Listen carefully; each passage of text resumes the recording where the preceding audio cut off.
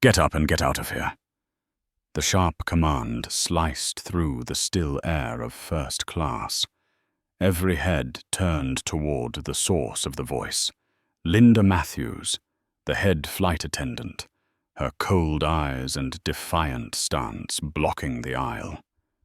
In front of her sat a black man who did not move, his hand resting calmly on a leather briefcase, his gaze steady and resolute. His name was David Carter.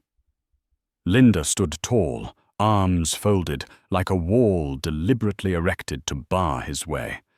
At her side, Richard Collins, a white businessman with a diamond-studded watch flashing under the cabin lights, exhaled impatiently, his foot tapping the floor in open irritation.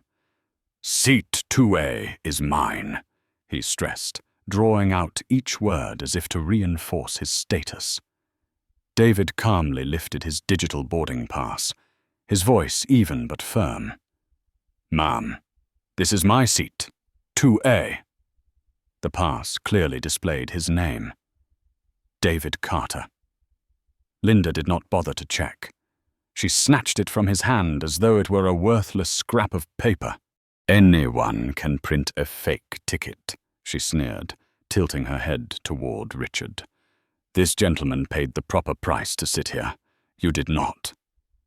In that instant, the air in the cabin seemed to congeal. Passengers who had been sipping wine or scrolling laptops froze. A young woman in seat 2B, Emily Parker, lowered her head and quietly opened her phone, switching on live stream. In her mind, the question that millions would soon type across their screens echoed. Have you ever been treated like you didn't deserve to be in the very place you paid to belong? Over the speakers, the captain's voice hummed. "Departure in 20 minutes. Please settle into your seats." But David's seat was being contested in full view of dozens of witnesses and hundreds of raised phones. Linda braced her arms tighter, her body forming a barricade beside 2A. The light glinting off the 15 years of service badge on her chest gave her words the weight of authority. "You are delaying the flight. This is a violation. I am ordering you to vacate the seat immediately." Richard smirked, angling his Rolex so it caught the light. "Finally, someone making sense. I can't miss my connection in Chicago because of—" He broke off, but his sneer said the rest. David remained unmoving. Inside his briefcase, his phone buzzed relentlessly. "Board meeting tomorrow. Vote on Delta partnership." He drew a deep breath, never breaking eye contact with Linda. Within that case lay papers worth billions of dollars. But here, in front of everyone, he was merely a black man daring to sit in the wrong seat. He withdrew a Diamond Elite membership card and set it beside his ticket. His voice dropped, deep and steady. "I have flown Delta as a loyal customer for 10 years. This is my seat." Linda gave it a glance, then flicked her hand dismissively. "Anyone can fake these cards. I have seen plenty." Emily in 2B tightened her grip on her phone. The viewer count jumped from 3 to 10 to 50. Comments appeared in rapid bursts. "Unbelievable! Blatant discrimination at 30,000 feet!" Around them, passengers whispered. An elderly couple in 3A exchanged uneasy glances. A young businessman in 4C shook his head and muttered, "He should just move to economy and end this." David's phone buzzed again. A message from his assistant. "New York Times requesting comment on Delta investment." He closed his eyes for a moment, recognizing the irony. Tomorrow he would sit in a boardroom debating Delta's diversity initiative. Today he was living proof of its necessity. Linda lowered her voice, but loud enough for the cabin to hear. You have two options. Leave willingly, or security will escort you off this plane. Do not force my hand. Emily raised her phone higher. The viewer count climbed. 800, then 1,000. Comments poured in like a flood. Keep filming. Who has Delta's hotline? At that moment, Jamal, a young flight attendant from the rear cabin, stepped forward hesitantly. Linda, his ticket does say 2A. Jamal, return to your section, Linda snapped, her voice sharp as steel. David opened his briefcase slightly, pulling out a small card. Linda instantly bristled. Close that. This isn't your office. I'm calling security. In that instant, David's heartbeat slowed. He knew that every second he stayed silent, the live stream outside would swell like a tidal wave. But he also knew, if he stood, he would be painted as the problem. If he stayed quiet, he would be cast as the victim. The only path left was to wait for the exact moment to turn the game around. Linda touched her radio.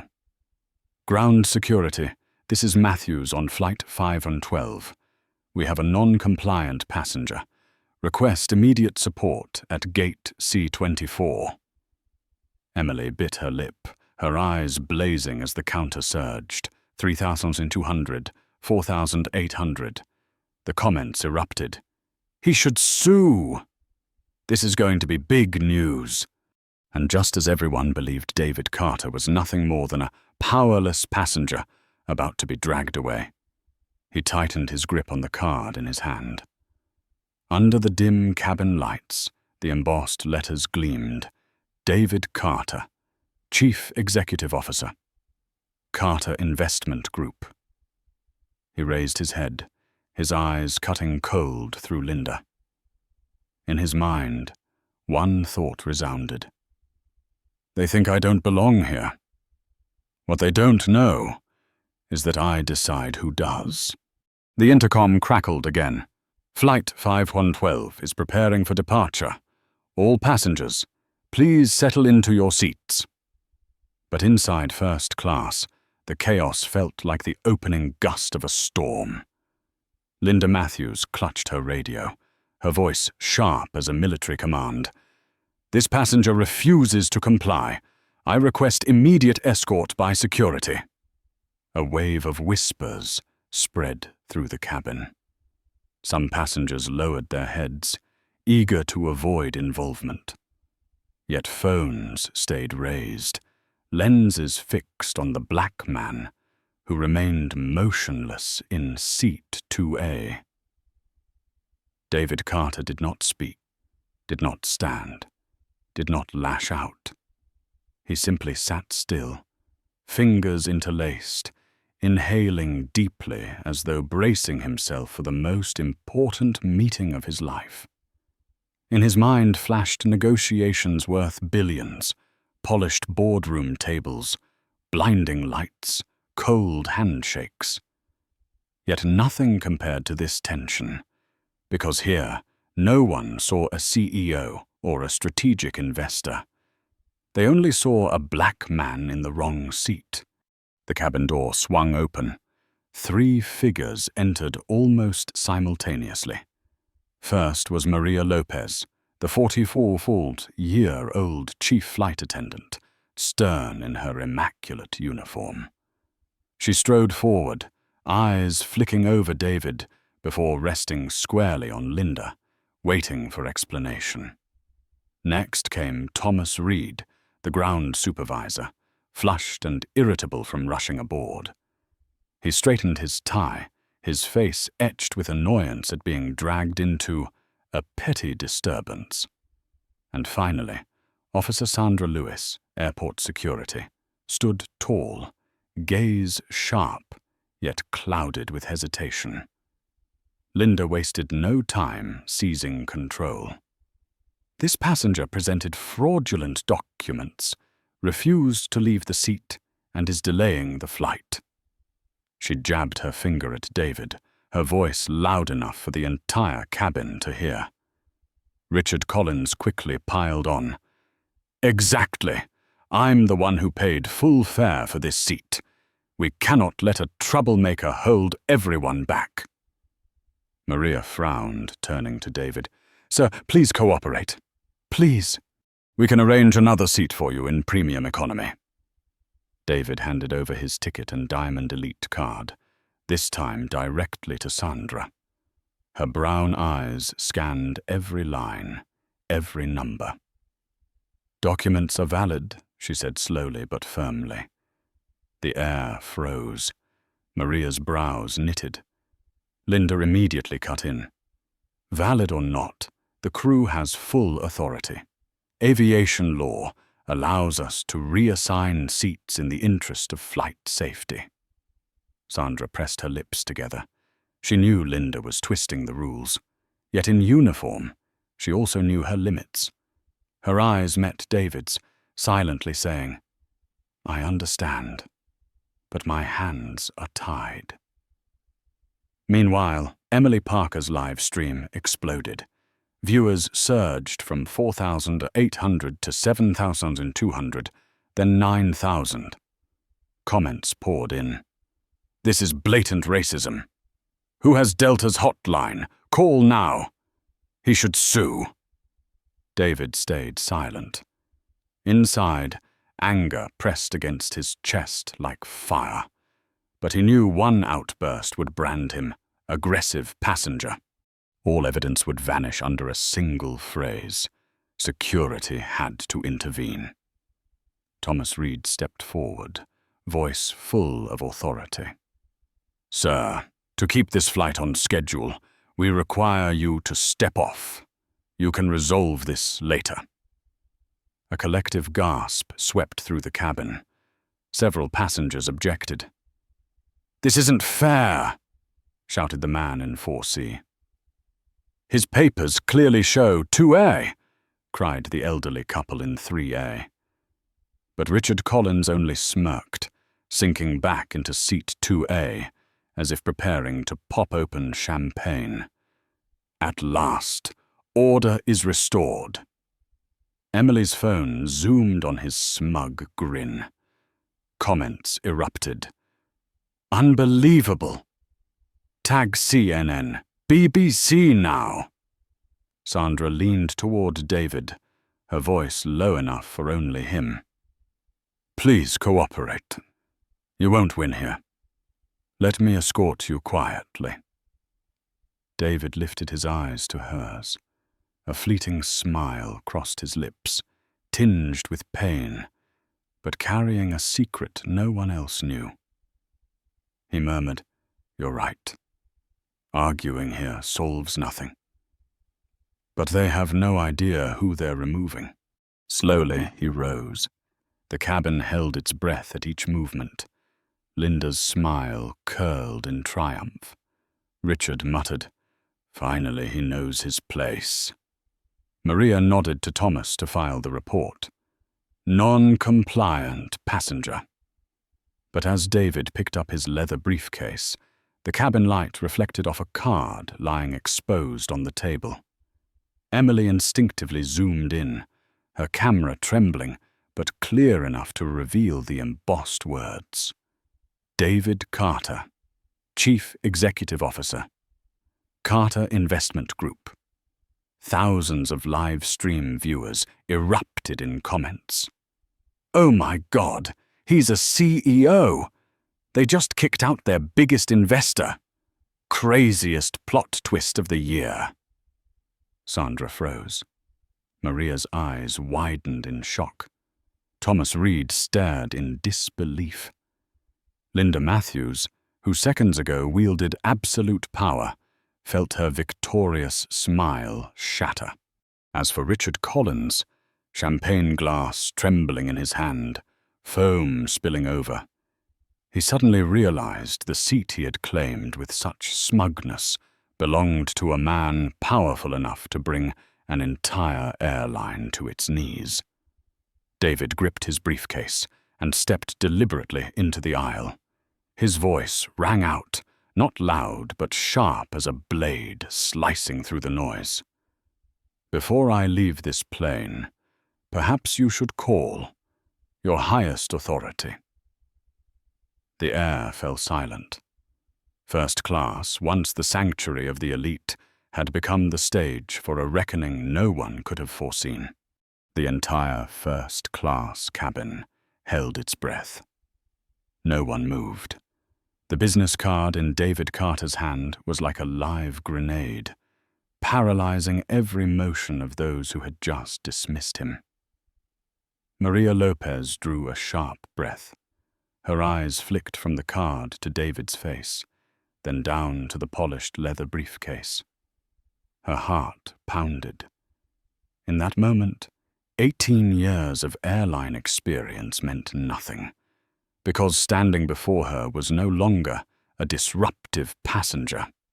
It was the CEO of Carter Investment Group, a name she had seen in financial reports, on magazine covers, even in Delta's internal memos she had skimmed but never truly noticed. Thomas Reed swallowed hard, sweat glistening on his forehead. The name Carter triggered memories of meetings with regional directors. A strategic investor has just acquired a massive stake. Prepare for diversity initiatives. But he had never imagined that man would be sitting right in front of him, caught in a confrontation he himself had foolishly escalated. Linda Matthews was frozen. The radio slipped from her hand and hit the floor with a hollow thud. Her fingers trembled as she tried to pick it up, unable to tear her eyes away from David. All her confidence, authority, and intimidation crumbled in an instant. She stammered, You just said, Carter Investment." David stood tall, the cabin lights casting a sharp glow across his face, firm and calm. His voice was steady, each word hammered into the air. "That's right. David Carter. Carter Investment Group. Strategic shareholder holding 23.7% of Delta Airlines." Emily Parker, still live streaming, gasped audibly. Her camera shook in her trembling hands. The viewer count leapt. 12,000, 15,000, then 18,000. Comments flooded like a tidal wave. "Oh my God! Plot twist! They just insulted their own boss. This is a billion-dollar scandal." Richard Collins shot up from seat 2A, as though jolted by electricity. His champagne glass slipped from his hand, shattering against the carpet, liquid spreading in a dark stain. I didn't know." His voice quavered, face drained of color.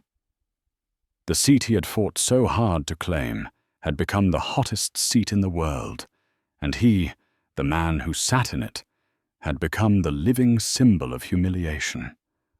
Officer Sandra Lewis gave a small nod. In her eyes gleamed open respect. I checked his documents and knew they were valid. But now I see the full picture. Her words sliced into Linda like a knife. Maria tried to salvage control. "Mr. Carter, this must be a misunderstanding. I sincerely apologize for what just happened. We will correct this immediately." David scanned the cabin. Dozens of eyes locked on him. Phones raised high, streaming his every breath and gesture to tens of thousands of viewers around the globe. He knew this was no longer about a seat. This was about the fate of an airline. He opened his briefcase and pulled out a document. The Delta Airlines logo blazed across the top, bold letters beneath. Preferred stock certificate, Series A voting rights, 23.7% ownership interest. He held it high for all to see. Breaths quickened, seats creaked as passengers leaned forward. Emily swung her camera to capture every detail. On the live stream, the comments exploded. "He owns nearly a quarter of Delta. This is history in the making." David allowed a faint smile, but it carried no joy, only irony, only bitterness. "Tomorrow, I sit in a Delta board meeting. The main agenda, diversity initiatives, customer service reform. Yet today, I was shown by the airline's own staff exactly why that plan is necessary." The words struck like lightning. Linda clutched her chest, pale and shaking. Maria bowed her head. Thomas stumbled back a step, eyes fixed on the floor. David pressed on. He turned, facing the phones recording him, his voice ringing with conviction. "Remember tonight. This is living proof that discrimination is not just a moral failure. It is a massive debt, one that companies must pay in reputation and in dollars." At once, clapping rose from the back of the cabin. One, then two, then more. The elderly couple in 3A stood, applauding fiercely. The man in 4C shouted, "He's right!" Soon, the entire cabin erupted in applause, drowning out the shallow breaths of those just exposed. Richard Collins kept his head bowed, searching for escape where none existed. From the live stream came the echo of his own words. "Some people need to learn their place." The same arrogant line he had uttered moments ago, now clipped and shared thousands of times online as undeniable evidence of his disgrace. David's gaze bore into him, cold as steel. "You're right, Richard. Some people do need to learn their place. And tonight, that lesson starts here." The livestream count surged past 20,000. Major news outlets began lifting clips even before the video ended. #flight discrimination and #Delta scandal flooded Twitter, TikTok, Instagram. In the cabin, Linda stood petrified. For the first time in 15 years, she realized all the power she once believed in, uniform, seniority, authority, had become meaningless. Before her stood another kind of power, the power of capital, of equity, of a voice in the boardroom. David placed the document back into his briefcase, raised his head, his voice low but resonant as a sentence pronounced. "This flight has not yet taken off, but the truth has already flown across the world. And the consequences will land on Delta Airlines within hours." The air in the first-class cabin grew thick, as if every trace of oxygen had been drained away. Every gaze, every phone held aloft was fixed on David Carter. He was no longer a disruptive passenger. He had turned seat 2A into a multi-million-dollar boardroom, where each word weighed heavier than steel. Maria Lopez trembled as she adjusted her scarf, her voice catching. "Mr. Carter, we can fix this immediately. Please allow us to make it right." David looked at her, his eyes cold, then turned to Thomas Reed, the man who had just ordered him removed from the plane. "Fix it?" he said, each word sharp. "This mistake is not about a seat. It is about the entire system." The sentence cut through the air like a blade. Thomas swallowed hard, trying to maintain his composure, but his hand clenched tighter around the folder under his arm. Echoes of financial reports and warnings from legal counsel, which he had once brushed aside, now thundered in his head. If this spread, if Carter truly held 23.7%. Thomas saw his career disintegrating right there in a leather first-class chair.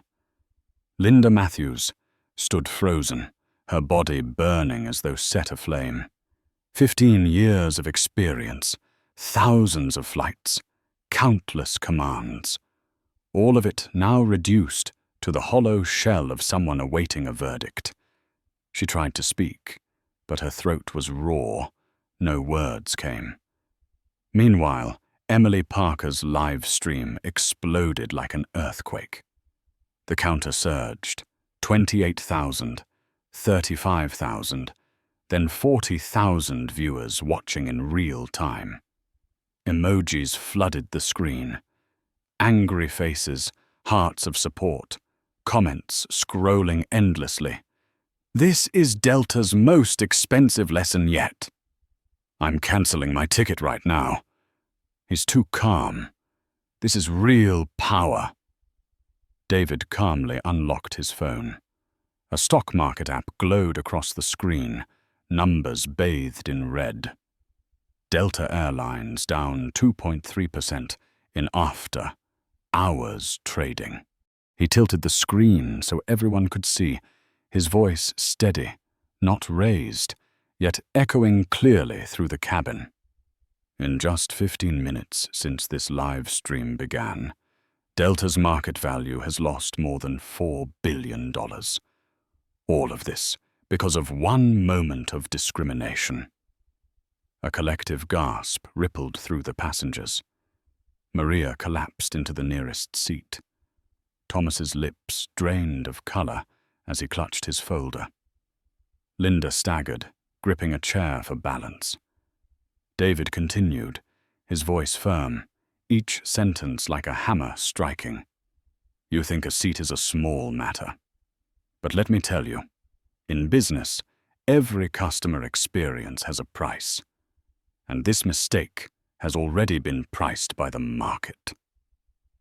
Officer Sandra Lewis stood silently, her eyes reflecting the weight of the moment.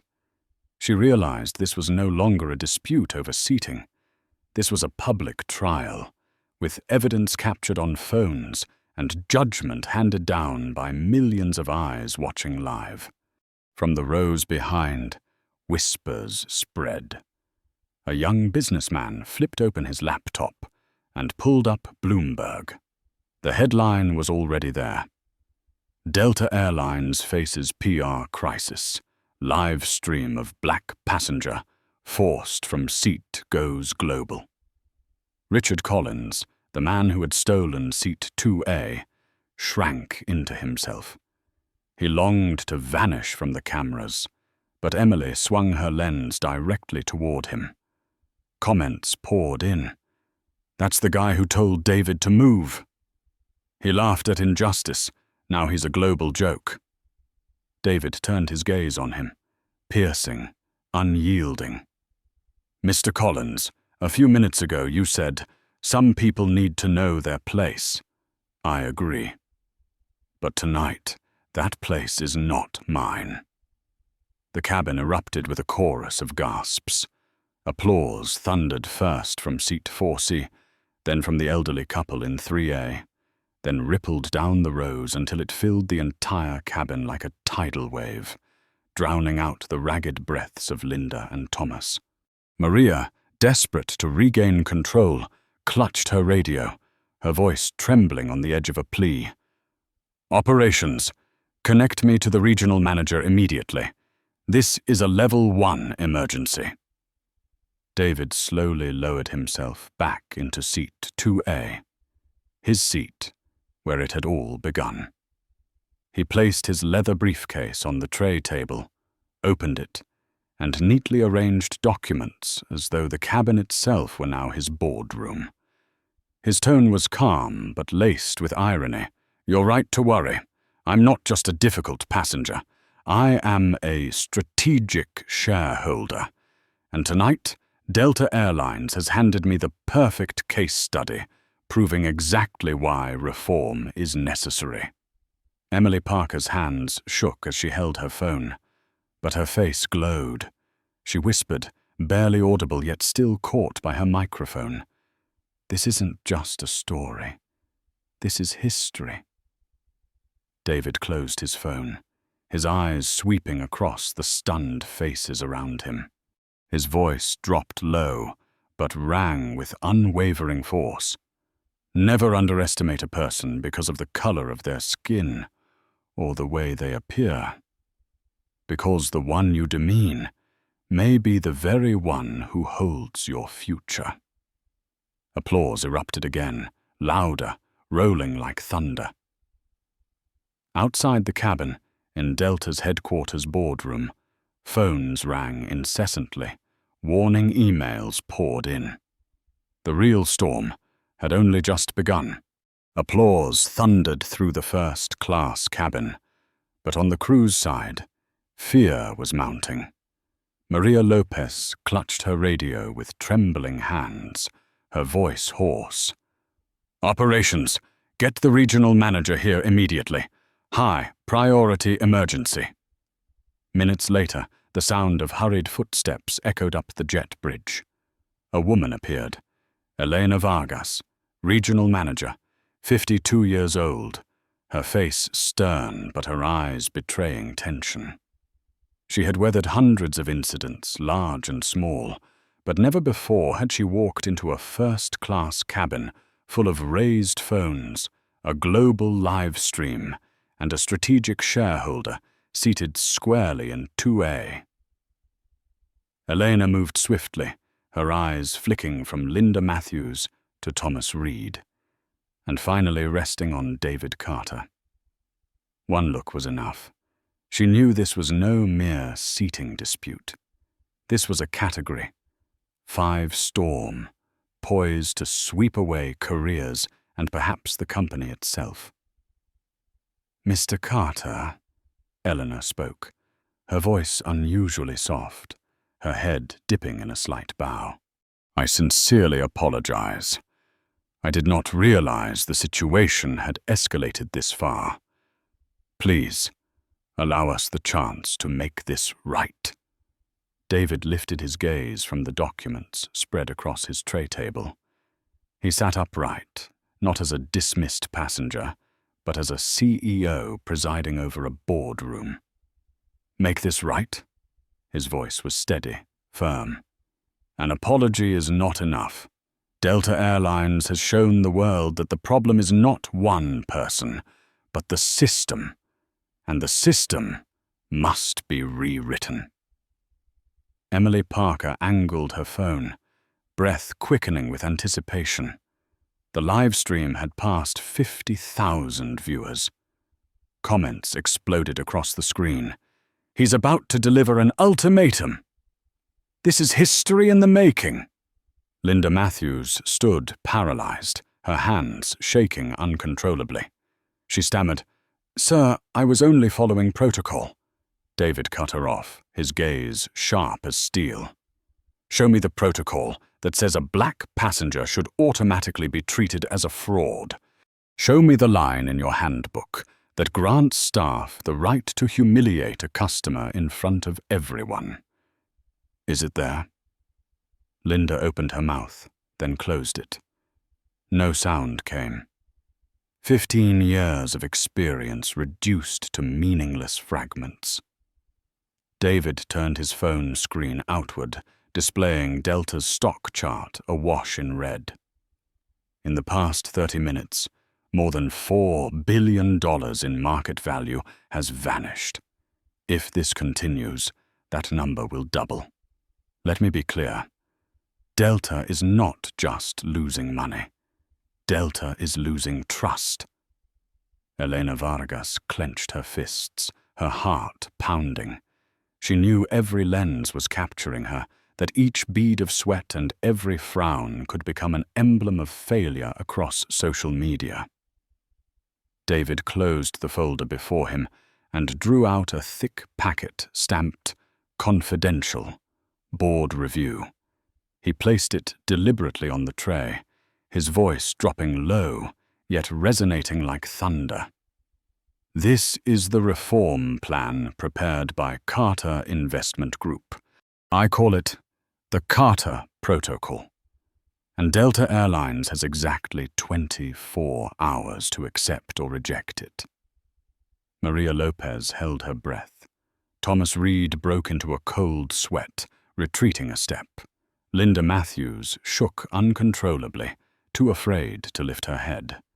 Elena Vargas felt her heart plunge into a void, but forced herself to ask, "Mr. Carter, specifically, what does the Carter Protocol entail?" David opened the dossier and began listing, his voice even, deliberate, yet razor-sharp.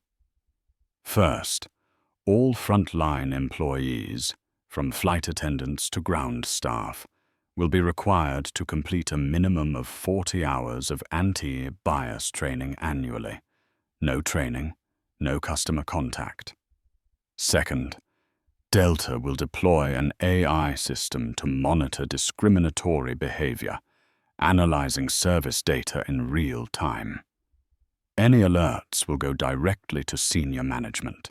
Third, an independent civil rights office will be established, reporting directly to the CEO, with the authority to suspend or terminate any employee who violates policy. Fourth, quarterly diversity audits conducted by external civil rights organizations, with results published publicly and reported to the FAA. Fifth, Delta will create a $50 million scholarship fund to support aviation training for Black communities and minority groups, building a diverse workforce for the future. He paused, his eyes drilling into Elena. First-year cost, $165 million. Compared to what you're losing on the market right now, it's negligible. The cabin was silent. Only the pounding hearts of those under judgment filled the space. Emily Parker gripped her phone tighter, tears brimming in her eyes. She knew she was witnessing history, the moment when a man once dismissed turned humiliation into a weapon to change an entire corporation. David closed the dossier, his voice dropping, heavy with authority. "You have 24 hours. Accept it. Delta survives. Refuse. Carter Investment Group withdraws. And when that happens, the market will follow me." Elena Vargas nodded shakily, her eyes showing fear for the first time. David leaned back into seat 2A, his hands clasped together. The cabin lights shone on his face, no longer that of a disrespected passenger, but of a CEO, an investor, a man who had just placed an entire airline in checkmate. David Carter's words had barely faded when the first-class cabin plunged into a terrifying silence. Only seconds later, it erupted into an earthquake. A passenger in seat 4C leapt to his feet, clapping furiously. The elderly couple in row 3A shouted, "We stand with Mr. Carter!" Applause and cheers merged, rolling across the cabin.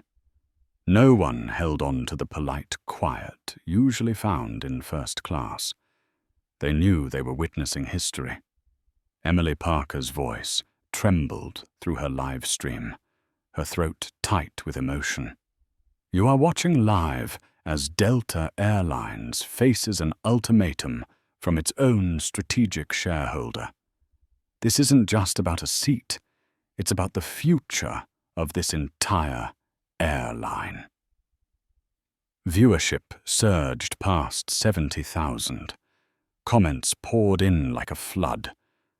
"Where's CNN? Where's BBC? This is tonight's biggest headline. This is hashtag Delta Scandal. Remember the hashtag, everyone." David Carter is the face of justice. Meanwhile, inside Delta's operations center in Atlanta, phones rang without pause. Warning emails, investor texts, furious tweets. Everything crashed down like a tidal wave. The stock ticker on the big screen glowed red. A finance executive cradled his head, whispering, "We've lost over $1.2 billion in market value in just 1 hour, and it's still climbing."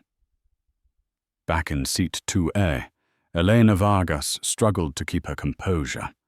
She leaned forward, her tone soft and pleading. "Mr. Carter, we will contact senior leadership immediately to review the Carter Protocol. But please, we need time." David gave a slight nod, but his eyes were sharp as ice. "Time?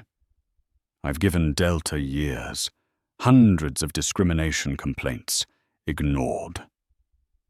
Dozens of customer warnings swept under the rug. Tonight, I am not speaking in the language of morality. I am speaking in the only language Delta is forced to understand. Money." Cabin lights illuminated his face, proud yet heavy with pain. Inside, he recalled his mother, a black woman quietly enduring humiliation at an airport long ago. He had promised her that one day he would turn that shame into change. Tonight, that promise was real. Linda Matthews stood pressed against the corner of the cabin, her face drained of all color. Her ears rang with the roar of applause, with the chatter pouring from passengers' phones. She realized her 15-year career, the authority that once made travelers fear her, had collapsed into ashes. Her name was now etched into a global live stream as a symbol of prejudice.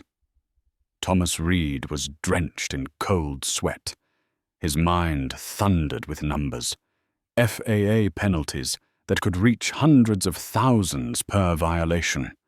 He knew if the Carter Protocol was enacted, he, the man who signed the report calling Carter uncooperative, would be the first to fall.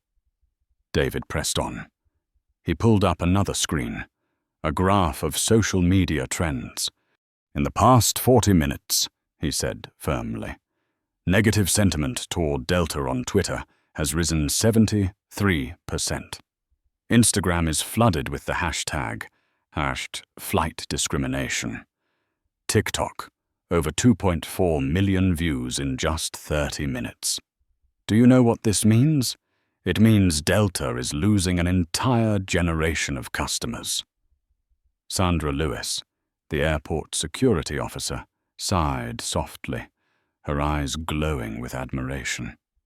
She whispered, just loud enough for David to hear, "Mr. Carter, you just turned a moment of humiliation into a weapon that forced an entire system to change. I've never seen anyone do that." David gave her a slight nod, his gaze softening for a heartbeat. He replied quietly, "Justice isn't only in the courtroom. It lives in the wallets of those who think they can belittle us." Emily Parker zoomed in on his face, her tears glistening. The live stream hit 90,000 viewers. On Twitter, reporters from CNN, NBC, Fox News were already quoting him live. The story was spreading worldwide, even before the flight left the ground. Richard Collins, the man who had stolen seat 2A, slumped into an auxiliary seat, his face pale as chalk. He tried to shield himself from the cameras, but it was too late. Comments slammed across the live stream. "That's the guy who said, 'Know your place.' His career is finished." David leaned back, his voice steady and commanding. "This is no longer about me. This is a message to every company. When discrimination becomes routine, it turns into a debt, and that debt will be paid in billions." Applause rose again, thunderous, with passengers' faces glowing as if they were witnessing justice rising before their eyes. Meanwhile, at Delta headquarters, an urgent email from Carter Investment Group landed on CEO William Hayes's desk. "You have 24 hours to approve the Carter Protocol. If not, the entire $847 million investment will be withdrawn, and Delta will lose the market. In the first-class cabin, the applause still thundered on. But thousands of miles away, inside Delta Airlines headquarters in Atlanta, a different storm was exploding. The emergency boardroom on the 27th floor blazed with light at midnight. CEO William Hayes, 55, his face gaunt from sleepless nights, slammed his phone onto the polished table. On its screen was the still playing live stream of Emily Parker, watched live by over 120,000 people. The board sat in a circle, their eyes shaken. No one had imagined that what began as a seat dispute would turn into a global public relations disaster. Hayes roared, his voice hoarse and raw. "This is no longer a passenger incident. This is a fight for survival." The CFO trembled, clutching a report. "Sir, the stock is down 11% in after-hours trading. We've lost more than $1.2 billion in market value. And if Carter Investment Group pulls out, that number will quadruple." An HR director interjected, "We need to fire Linda Matthews immediately. She has destroyed the company's image." "Just Linda?" another voice retorted. Thomas Reed signed the order to remove Carter from the flight. Maria Lopez stood by in silence. The entire system is implicated. How do we explain that to the public? Hayes held his head in his hands. He knew that decisions no longer belonged to him. Power had shifted to David Carter, the man who held 23.7% of the stock, and more importantly, the heart of public opinion. Meanwhile, on Flight 512, David sat calmly in Seat 2A, as if attending a scheduled board meeting. He pulled out his tablet, opening a global Twitter feed. Charts showed millions of shares under hashtags #flight discrimination and #Delta scandal. Major outlets like CNN, the New York Times, and the BBC were reporting live. Emily Parker, still live streaming, whispered breathlessly, "Ladies and gentlemen, I've just received word. Delta Airlines has convened an emergency meeting. They are deciding the fate of the company right now under the pressure of Mr. Carter."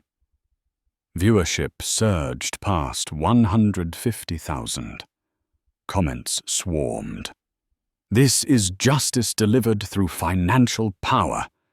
David Carter, a modern-day hero. The end of discrimination in San begins here." Linda Matthews kept her head down, cold sweat running along her temple. She knew this live stream had branded her forever as the face of prejudice to the world. No matter what Delta did, her career was over. Thomas Reed tried to edge closer to David, his voice breaking. "Mr. Carter, I'm sorry. I was only following protocol." David turned, his gaze sharp as a blade. "Protocol? What protocol authorizes you to expel a strategic shareholder? What policy turns prejudice into company practice?" Thomas fell silent, his words collapsing into shards that shredded his career. On the other side, Elena Vargas stood tall, struggling to maintain her professionalism, though her chest felt crushed. She understood. No matter the cost, Carter Protocol was cheaper than the bleeding price Delta was paying every second. David set the tablet down, his voice steady but resonant. "Tonight, Delta has been dragged before the court of public opinion. The jury is the millions watching. And the verdict will be delivered tomorrow morning, when the markets open." A ping sounded from Elena's phone. She opened it, eyes widening. Urgent notice from the Delta board. Prepare to approve Carter Protocol. In the Atlanta boardroom, William Hayes finally bowed his head. We have no choice. We will sign. But before we announce it, pray Carter still wants to save Delta. Emily Parker nearly shouted into her live stream. Did you hear that? Delta is preparing to accept the Carter Protocol. This is a historic victory for justice. Viewership surged past 200,000. Applause erupted across the cabin. Passengers, once silent, now stood as a chorus behind David. In that moment, David leaned back, eyes closed. He knew this was not just his victory. It was a victory for his mother, for millions of passengers dismissed and demeaned, for every soul who had ever been told, "You don't belong here." He whispered softly, only for himself. Justice, sometimes it doesn't come from a courtroom. Sometimes it comes from seat 2A. The golden cabin light fell across David Carter's face. He remained seated in 2A, his hands clasped, like a steadfast judge awaiting a confession. But in truth, the courtroom was not here. It was out there, across the world, on millions of screens watching every second. Elena Vargas's phone buzzed relentlessly. She lowered her eyes, her voice trembling. Mr. Carter, the board has decided. Delta Airlines will accept the Carter Protocol. The press release is being prepared, and they asked me to deliver an official apology to you. A wave of murmurs spread through the cabin. Passengers rose, applauding furiously. Emily Parker nearly shouted into her camera. Do you hear that? Delta Airlines has officially bowed to the Carter Protocol. This is an unprecedented victory in aviation history. The livestream viewership surged past 280,000. Hashtags #flight discrimination and #Carter Protocol shot to the top of global trends. CNN, BBC, and Reuters all broke the news simultaneously. David opened his eyes, fixing his gaze on Elena. His look was cold, but heavy with weight. He knew this victory had not come from goodwill, but from fear and the pressure of money. Delta accepts, he said slowly, but that acceptance does not erase what happened tonight. He turned toward Linda Matthews. The woman stood trembling, her face pale as chalk. Her eyes were bloodshot, lips quivering. Mr. Carter, I was only acting out of habit. I never meant to. David cut her off, his voice booming like a verdict. Not intentional? And how many people have been humiliated by that same habit? How many passengers walked away in silence, carrying shame, while Delta continued to disregard them? No, Mrs. Matthews, this is not the fault of a single moment. This is a chain of behavior stretching years, and you are its face. Linda collapsed into a seat, her hands clutching her face. Passengers looked at her not with pity, but with contempt. Emily panned her camera, comments flooding. She must be fired immediately. This is justice served. Thomas Reed tried to interject. His voice hurried. Mr. Carter, I will take responsibility. But please understand, I was only trying to protect the flight schedule, to keep us on time. David turned, his eyes sharp as steel. Mr. Reed, you had the chance to stop injustice, and you chose complicity. Schedules are never more important than human dignity. You will remember that when there is no longer a place for you at Delta. The cabin fell silent. Sandra Lewis, the airport security officer, bowed her head, her eyes glowing with respect. She stepped forward, her voice soft but firm. "Mr. Carter, I apologize on behalf of security. I verified your documents were valid from the start, but I was bound by procedure. I promise I will testify in any investigation to come." David looked at her, his gaze softening. "Officer Lewis, you did not create the problem. You were trapped inside the machine. And tonight, you kept your integrity. I will remember that." Her voice caught with emotion, her body trembling. In that moment, amid the storm, she realized she was not alone. Emily Parker whispered into her phone, "This is a moment I will remember forever. Justice is not only found in a courtroom, but here in this cabin." At Delta's Atlanta headquarters, CEO William Hayes signed the urgent press release. Delta Airlines commits to implementing the Carter Protocol with an initial budget of $165 million in the first year to ensure fair and respectful service. The statement was broadcast overnight, splashed across every news outlet. Back in seat 2A, David leaned back, his voice steady, slow, but unyielding. "Remember this. This change did not come from Delta's willingness. It came from pressure, from truth exposed, and from the millions out there, those who witnessed, who spoke up, who forced justice to be done." Applause broke out again, louder, fiercer, unstoppable. No one remained seated. Passengers stood together, applauding like a chorus to honor victory. Linda Matthews bowed her head, tears dripping too late. Thomas Reed shut his eyes, knowing his career had ended. Elena Vargas clutched her phone, her heart pounding. She understood that Delta's future now rested in the hands of one man, the man they had dismissed only hours before. David smiled faintly, but it was a smile heavy with bitterness. "Tonight," he said, his voice like a closing sentence, "Delta Airlines has learned a lesson. Discrimination is expensive, and this price is only the beginning."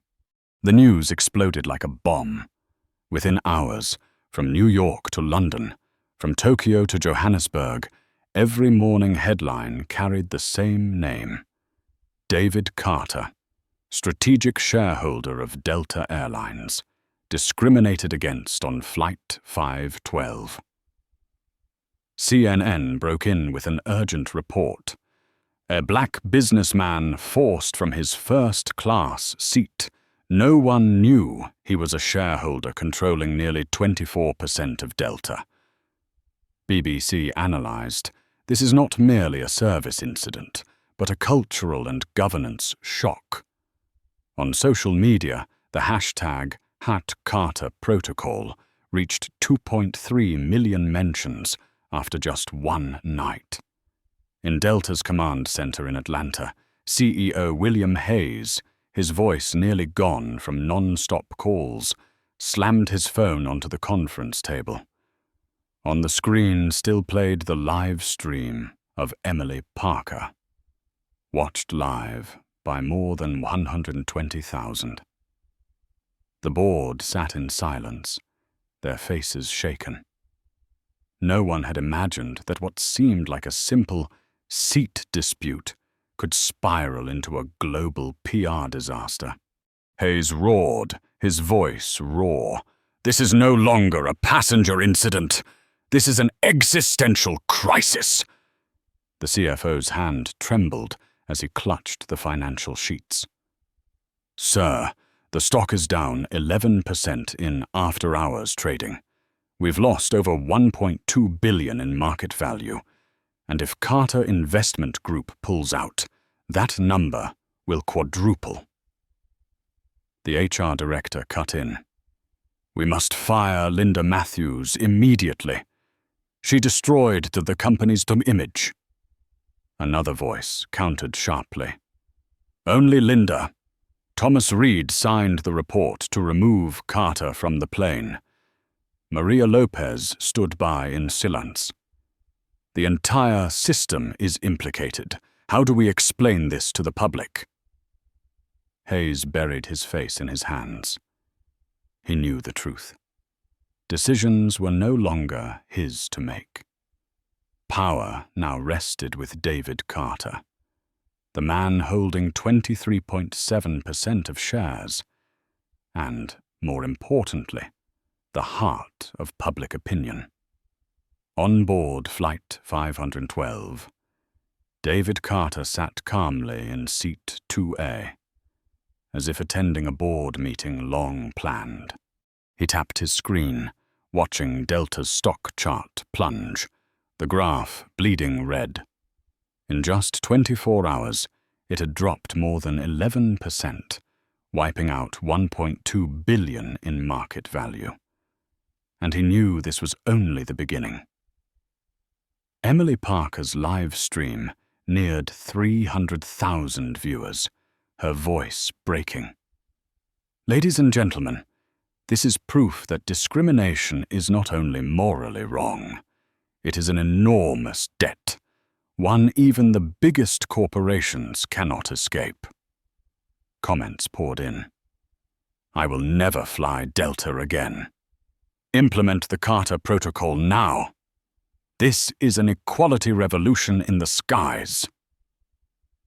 Inside the cabin, Elena Varga sat rigid, her face pale but her eyes resolute. She had just received another email.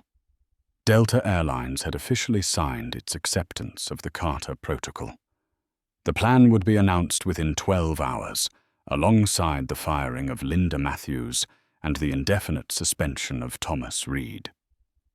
Hearing the news, Linda collapsed, sobbing uncontrollably.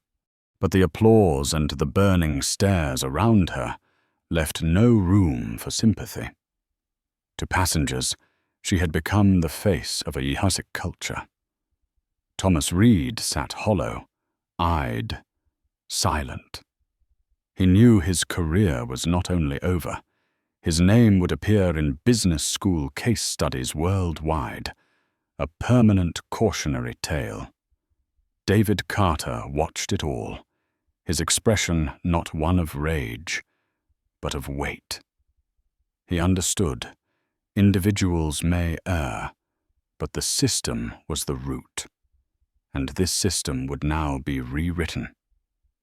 He rose to his feet, his voice deep and resonant, directed not only to the cabin, but through countless phones, to millions watching worldwide. The Carter Protocol will not only change Delta, it will set the standard for the entire airline industry. Tonight, we have proven that silence never creates justice. Only truth exposed, and the courage to face it, can set the wheels of change in motion. Applause thundered like a storm. First, class passengers, many business leaders and influencers, all stood. A man in 4C shouted, "Mr. Carter, you have not only saved a flight, you have saved a generation of passengers to come." Emily's voice cracked as tears streamed down her face. "Ladies and gentlemen, I once thought justice lived only in courtrooms. But today, I have seen it in the skies, right here, in this cabin." David bowed his head slightly, a soft smile on his lips. But within, memories of his mother returned, her trembling at a check in desk turned away for the color of her skin. He whispered, "Mother, I kept my promise." At Delta's headquarters, William Hayes finally signed the documents with trembling hands. Below his signature, bold letters read, Delta Airlines commits to immediate implementation of the Carter Protocol. A new era had begun, and it all started from Seat 2A. 12 hours after the shocking incident on Flight 512, the entire world had changed the way it looked at Delta Airlines and at a man named David Carter. Morning broadcasts around the globe carried the same headline: Delta Airlines bows to the Carter Protocol, a $165 million reform package, effective immediately. The image of David, sitting calmly in Seat 2A, the cabin light casting across his resolute face, appeared on every front page, from the Wall Street Journal to The Guardian. Meanwhile, in Atlanta, a press conference unfolded. CEO William Hayes, exhausted but forced to face the microphones, read his statement. Delta Airlines has officially terminated flight attendant Linda Matthews and indefinitely suspended supervisor Thomas Reed. We commit to implementing the Carter Protocol, including anti-bias training, AI-driven service monitoring, and a $50 million scholarship fund. We were wrong, and we must pay the price. The apology rang out, but for millions, what mattered was not the words, it was real change. Emily Parker, the passenger who had held her phone through the night, suddenly became the face of justice on social media. She was invited to interviews by CNN and BBC, and even offered a book deal. Yet in her heart, the image etched deepest was still the moment David rose in Seat 2A and turned to the tables with nothing but a business card. Sandra Lewis, the security officer, was awarded a special commendation for maintaining professionalism amid the storm. Her words, "I will testify for the truth," became a slogan for new training programs. As for Richard Collins, the man who gloated while stealing the seat, he vanished from public life. His consulting contracts were cut. His infamous remark, "Some people need to know their place," became a textbook example in business schools of how arrogance can destroy a brand. And Linda Matthews, her name appeared in every report as the face of discrimination. A 15th-year career collapsed in a single night. But history sometimes needs a symbol, a reminder that no act, however small it may seem, escapes the light of truth. The Carter Protocol began rolling out. Tens of thousands of Delta employees sat in training rooms, forced to watch the very video of Linda humiliating David. Every frown, every awkward silence became a living lesson. AI systems were installed across airports, recording every interaction between staff and passengers. The $50 million scholarship fund opened applications, offering opportunities to young people who once thought aviation was not a world for them. And it was not just Delta. The entire airline industry trembled. United, American, and Southwest immediately announced similar reforms to avoid becoming the next target. The FAA issued new guidelines. All incidents of discrimination must be reported within 24 hours. The United States Congress convened a special hearing, inviting David Carter as a witness. Standing tall before the chamber, his deep voice echoed, "Discrimination is not only immoral, it is a financial risk, a time bomb that can erase billions in a single night. I am not here to complain. I am here to prove that justice and profit are not enemies. They reinforce one another. Because a business is only truly strong when every customer is treated with dignity." Applause thundered, the entire chamber rising to its feet. 6 months later, Delta Airlines released a historic report. Customer satisfaction at its highest level in 2 decades.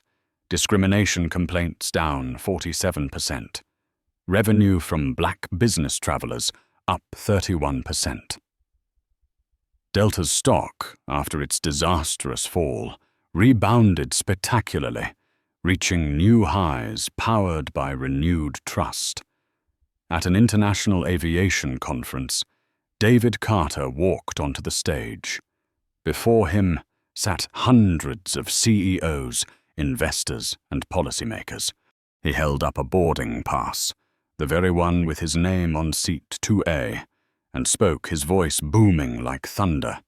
Never underestimate a person because of how they look.